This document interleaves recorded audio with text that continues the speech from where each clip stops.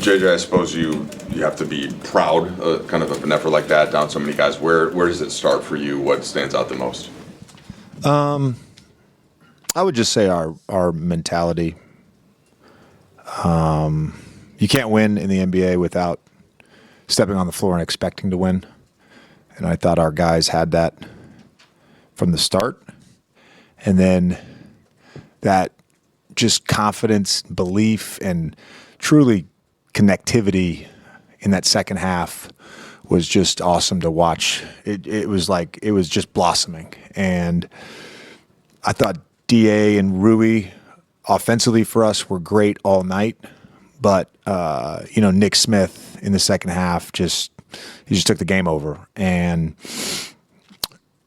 we needed his handle and we needed his wiggle tonight. And truthfully, it was a perfect game for him. That you play against that team. They're so disruptive. Drew kind of makes up his own rules. They play their small lineup where they switch everything. And so you play a game like that, it turns into, can I beat my man off the dribble? And I thought once our guys stopped trying to just run pick and roll early in the game and just said, no, I'm just going to beat my guy, create the advantage, and then we're going to play from there. And we did that a number of times in the second half. With Nick Smith, he's on a two-way, and kind of to come through in moments like that, is there any extra that you're kind of also enjoying and watching and rooting for him, or not you're locked into the game, but just the way his teammates are embracing him and kind of the that's what I mean by the connectivity. We got a good group. I'm excited about this group and what we could potentially be. I'm excited about the group, and his teammates loved it. The bench was awesome tonight. Our huddles were awesome. Just again, expecting to believe or expecting that we're going to win. I thought our guys had that all night. There was, after opening night, there was a lot of discussion about we've got to figure out how we're going to play hard the way that we did last year. That was a part of our DNA. It's going to take time. Here you are 7 games later, and it feels pretty much in your team's bloodstream already. How did it happen so quickly? I would say I've told the team this a number of times throughout the preseason and early in this season that the best teams are always going to be player-led. And so those guys holding each other to that, that's why I say those huddles, the communication on the court, all those small interactions, they're really valuable. And the guys are holding each other accountable to that. And then as a coaching staff, you have to get buy-in to that, and our guys are bought in.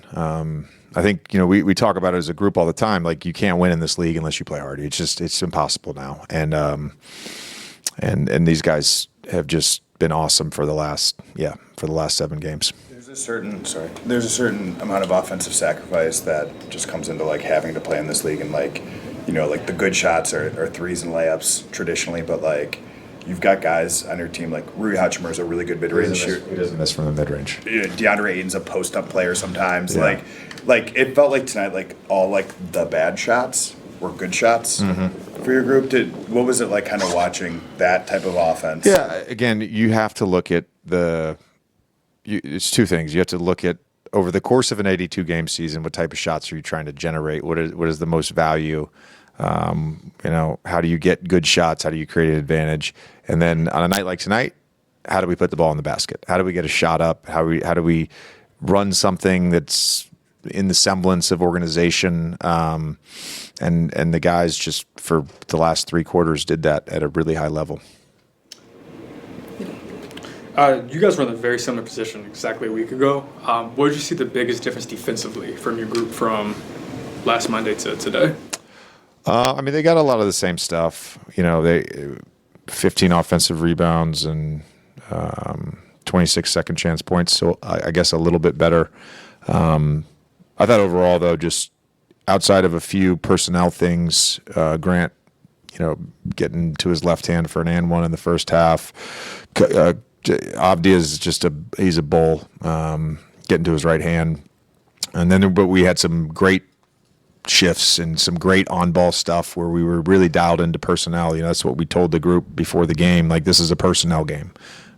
Similar to last night, it's a personnel game. This is not a how do I guard this action game. It's how do I guard my guy. And I thought our for the most part our attention to detail on that was really high. DeAndre said last week, when you guys played Sacramento, he was really inspired by what you said pregame when you guys were a little bit shorthanded, and to him he felt like you guys weren't shorthanded at all. So how do you, whether it's you or maybe the other players, instill that belief that you guys are going to win no matter who you guys have? Well, I mean, it's not an easy thing to do, and it's not something that you just can say and then a guy's going to believe. I mean, it's a really organic thing, and that's why I think the things that we've preached from day one are so important.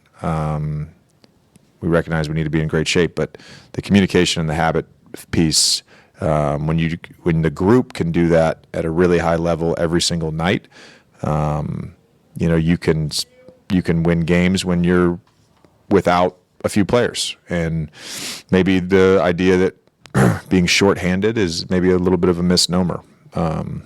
It's just I told the guys before the game, like, we have enough in this locker room to win this game. My belief level in this group that's here in Portland right now, that's in uniform right now, is as high as it's been.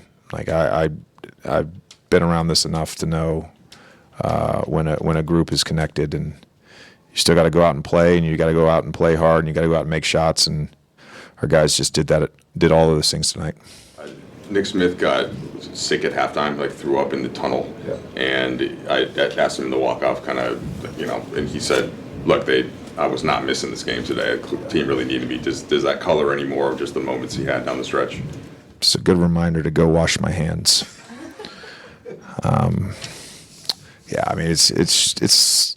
Look, I can't relate to being on a two-way contract. There were times, in early in my career when, you're just called upon in a spot and you got to go perform, and it's really, I have such empathy for a guy who's put in a situation like that and kind of has to deliver for us to have a chance to win a game.